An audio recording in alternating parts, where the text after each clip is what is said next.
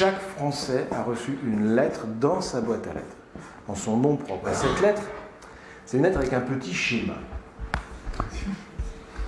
Sur le petit schéma, vous aviez 3 petits bonhommes qui payent pour 2 petits bonhommes. Et on vous disait ça, c'est aujourd'hui. Et on vous disait, mais en 2040, il n'y aura plus que 2 petits bonhommes. Il va falloir payer 3 petits bonhommes. Et on parlait de jeunes et de vieux. On ne parlait pas d'actifs et d'inactifs. Hein. Il y a 3 jeunes pour 2 vieux. Et après, il n'y aura plus que 2 jeunes et il y aura 3 vieux. Et là, moi, je me suis fait avoir. C'est mort. J'ai regardé le truc. J'ai dit, merde. Plié. Wow. On ne peut rien faire. C'est l'arithmétique. Tiens, même avec la CNT, tu vois, non à l'arithmétique. Puis là, je suis tombé sur le fameux Bernard Friot. Bernard Friot. Là, Bernard Friot, il m'a dit, mais t'es complètement con. Je dis, ouais, Bernard, d'où tu me parles comme ça?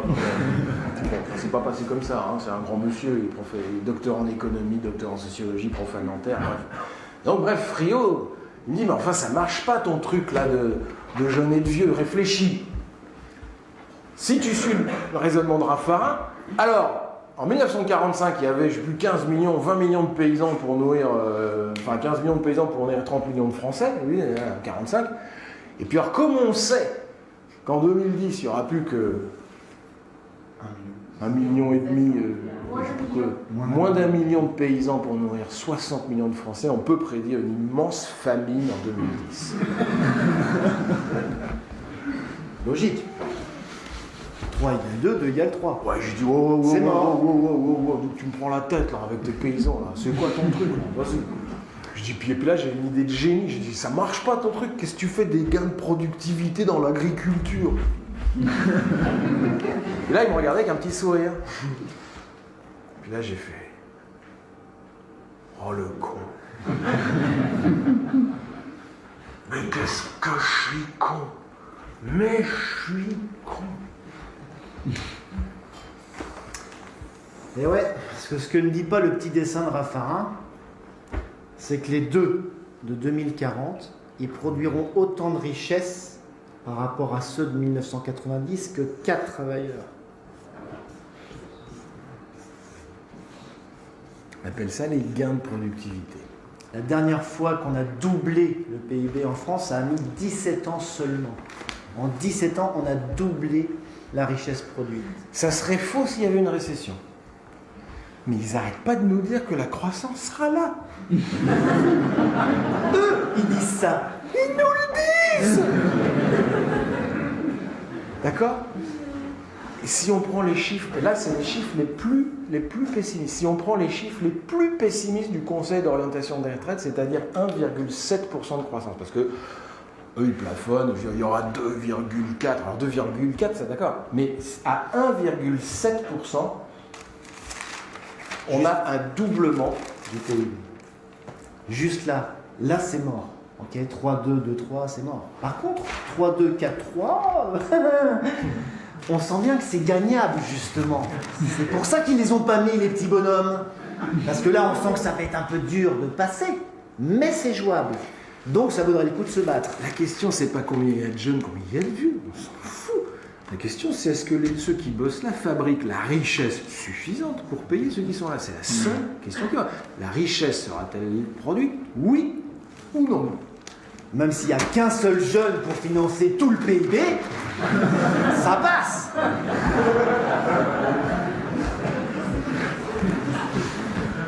Alors, on est en 2010. À 1,7% de croissance, qui est vraiment, on a pris exprès Friot, c'est la démonstration de Friot, il prend exprès les perspectives les plus basses des chiffres officiels du gouvernement. Pour pas qu'on puisse lui dire, d'accord, il prend 1,7, c'est-à-dire, là c'est pas en 17 ans, 17 ans c'est avec 2,5%, là c'est 40 ans. Donc ça, il faut bien retenir pour vos prochains repas de famille, surtout pour le père. Ça, il faut apprendre à le faire sur la nappe. Hein. Le PIB en 2010, 2000 milliards d'euros. 2000 milliards d'euros, richesse produite en France chaque année. En 2010, cette année, pour financer les retraites, il faut 13%. 13% de la richesse produite en France pour payer les retraites. Ce qui nous donne un coût des retraites de 260 milliards. 260 milliards. Ça, c'est ce que ça coûte aujourd'hui. Et là, ils nous disent... Ils nous disent en 2050, il faudra 720 milliards. C'est foutu. Tu vois pas l'effort qu'il faut leur demander. On est cuit. Mais 720 milliards de quoi? Eh bien, du PIB, de la richesse produite en une année en France. En 2040. Sauf que quand on passe en 2050, avec 1,7% de croissance, hypothèse basse, on arrive à 4000 milliards d'euros. 4000 milliards d'euros. Ce qui veut dire que le coût des retraites, d'accord, il aura un petit peu augmenté, il sera de 18%. Comprenez l'astuce, ils nous disent qu'il va falloir passer de 13% de la richesse à 18%. Et donc c'est une charge insupportable. Évidemment, quand on reçoit ça, on croit que c'est de 13 à 18 du même gâteau. On croit qu'il faut faire ça. Mais pas du tout, le gâteau il est devenu énorme. Donc là, exercice pour le repas de famille, 2000 milliards moins 260. Ça égale, il reste combien ? 1740 milliards. Ça, c'est aujourd'hui. Même question pour 2050. 4000 milliards moins les 720 milliards pour les retraites. Il reste combien ? 3280 milliards. Ah, il reste des sous. Il en reste pas mal, dis donc. Ah, mais ils en ont encore. On pourrait peut-être avoir notre part du gâteau. Non, parce qu'on était inquiets pour eux. Bien, faut arrêter avec les gâteaux. Hein. Moi, je vous rappelle le slogan de 68, nous ne voulons pas une part du gâteau en plus, nous voulons toute la putain de boulangerie. Trio va même plus loin. Il chiffre si on revient sur toutes les défaites précédentes. D'accord ? On revient tous à 37,5 annuités. Départ à 60 ans. On revient sur la réforme Balladur, qui fait qu'on va calculer la retraite dans le privé, non plus sur les 10 meilleures années, mais sur les 25 meilleures années, ce qui pète le montant des pensions. Okay ? On revient sur tout ça.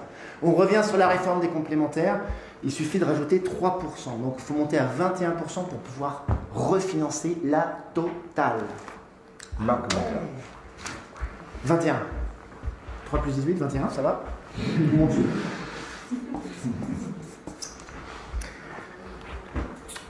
Alors c'est là où c'est intéressant, c'est que le mouvement historique des retraites, c'est une augmentation régulière de la cotisation patronale, la cotisation vieillesse. Okay, elle augmente gentiment de quelques 0%, d'accord, pour suivre les besoins. Ça n'a jamais posé aucun problème à l'économie française. C'est mieux que ça. Ah pardon. C'est mieux que ça.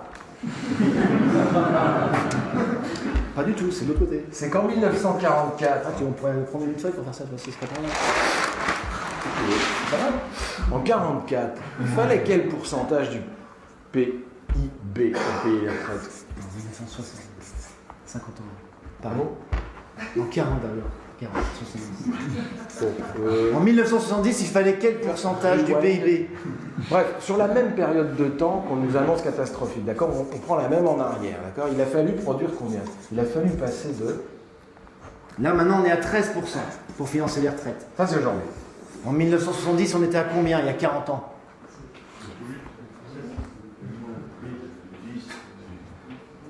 Pas mal, pas mal. 8. 5. Non, ça c'était... 5%. Il a fallu rajouter combien ? 8%. C'est ça. Et là, il va falloir rajouter combien pour aller à 18 ? 5% pour aller à 18. Faut répéter là avant de la faire sur la nappe. Au resto. Autrement dit, l'effort qu'il a fallu consentir sur les 40 années précédentes a été un effort de 8 points. D'accord ? l'effort qu'il va falloir consentir sur les années suivantes n'est plus qu'un effort que de 5 points. Autrement dit, nous ne sommes pas dans une accélération du coût des retraites, nous sommes dans une décélération. Elles augmentent moins vite, d'accord ? C'est-à-dire que les retraites coûtent en réalité de moins en moins cher, ou plus exactement, elles pèsent de moins en moins lourd sur... Vous comprenez la situation ? L'effort à fournir sera moindre. L'économie française est extrêmement bien portée, elle a supporté une augmentation de 8%. Est-ce qu'elle est incapable de supporter une augmentation de 5%? Ils nous prennent pour des lapins de 3 semaines. Des fois, on dit ils sont forts. Non, on est cons.